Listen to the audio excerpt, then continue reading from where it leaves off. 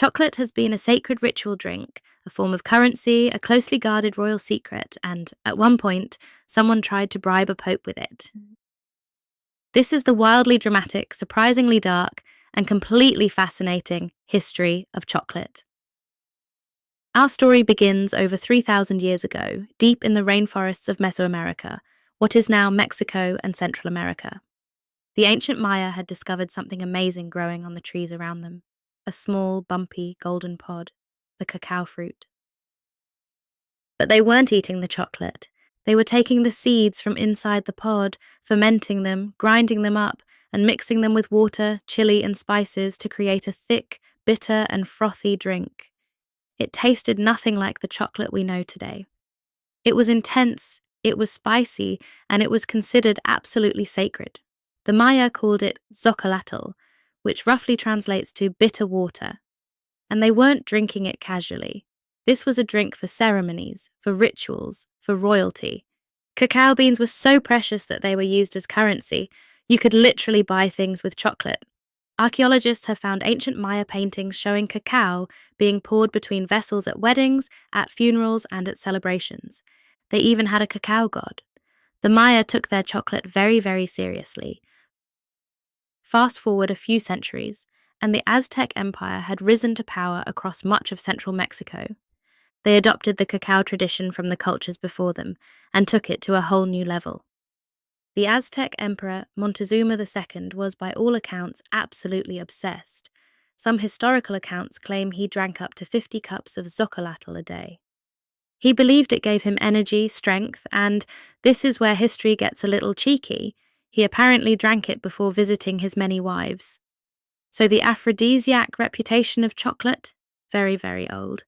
Aztec warriors were also given cacao on long marches to keep their energy up.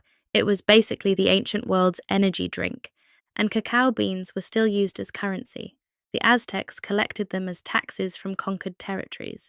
So when the Spanish arrived in 1519 and saw the emperor's vast storehouses, they were looking at a fortune. When the Spanish conquistador Hernán Cortés arrived in Mexico, he wasn't immediately impressed by the bitter drink the Aztecs offered him. But he was deeply impressed by its value. He watched how cacao beans functioned like gold, and when he returned to Spain, he brought cacao with him. Now here is where it gets interesting. For almost 100 years, nearly a full century, Spain kept chocolate a secret from the rest of Europe. It was enjoyed by the Spanish royal court, adapted with sugar and honey to make it sweeter and more palatable, and quietly kept to themselves. There are stories, possibly embellished but absolutely delightful, of Spanish monks who were introduced to chocolate through trade and who began producing it in their monasteries, which meant that chocolate was, for a time, partially controlled by the Catholic Church. And yes, there is a story of someone attempting to gift chocolate to a pope. Whether as a bribe or a genuine gesture, history is delightfully fuzzy on the details. Eventually, the secret got out. By the 1600s, chocolate had spread across Europe, and the upper classes lost their minds over it. Chocolate houses began popping up in England, France, and Spain. These were exclusive social clubs, the coffee shops of their day, where wealthy men would gather to drink chocolate, discuss politics, and conduct business. In England, chocolate houses were so fashionable that some of them eventually evolved into some of the most prestigious private clubs that still exist today. The drink had also changed significantly. Europeans added sugar, milk, vanilla, and spices to soften the bitterness. The closer it got to what we'd recognize today, the more popular it became.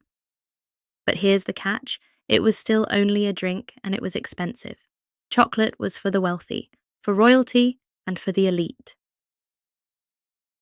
When the Spanish princess Maria Teresa married King Louis XIV of France, she reportedly declared that her two great passions were the king and chocolate. The court took notice.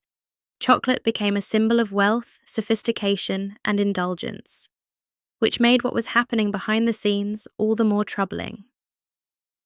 This is the part of the story we need to sit with for a moment. As demand for chocolate grew across Europe, so did the need for cacao. And growing cacao, at the scale Europeans wanted, required enormous amounts of labour. The Spanish and later other European colonial powers used enslaved people to work on cacao plantations across the Caribbean and South America. The brutal reality of the transatlantic slave trade is woven into the history of chocolate, and of sugar, and of coffee, and of so much that we consume today. This history matters. The people who built the chocolate industry with their labor, often against their will and at terrible cost, deserve to be part of this story. As time went on, and particularly through the 18th and 19th centuries, abolitionist movements grew, enslaved people resisted and fought for freedom, and eventually the institution of slavery was legally abolished across most of the world, though its legacy and consequences continue to this day. It's also worth knowing that the story of ethical chocolate production is still ongoing. There are organizations working today to ensure that the cacao industry is fair, sustainable, and just. If that's something you care about, and I think it's worth caring about, it's worth looking into where your chocolate comes from. Okay, deep breath. Let's end on something fun. For all of its thousands of years of history, the Maya, the Aztecs, the Spanish courts, the European chocolate houses, the solid chocolate bar as we know it today is only about 150 years old. The first milk chocolate bar was created by Daniel Peter in Switzerland in 1875. He'd been trying for years to figure out how to mix chocolate and milk without it going mouldy, and the breakthrough came when his neighbour, Henri Nestlé, developed condensed milk. Yes, that Nestlé. And from there, the chocolate industry exploded. Cadbury, Lindt, Hershey, all of the big names appeared within a few decades of each other, transforming chocolate from an elite luxury into something everyone could enjoy. So the next time you unwrap a chocolate bar, you're holding 3,000 years of history in your hands, grown by ancient civilizations, fought over by empires, kept secret by monks, sipped by royalty, and finally ended up here,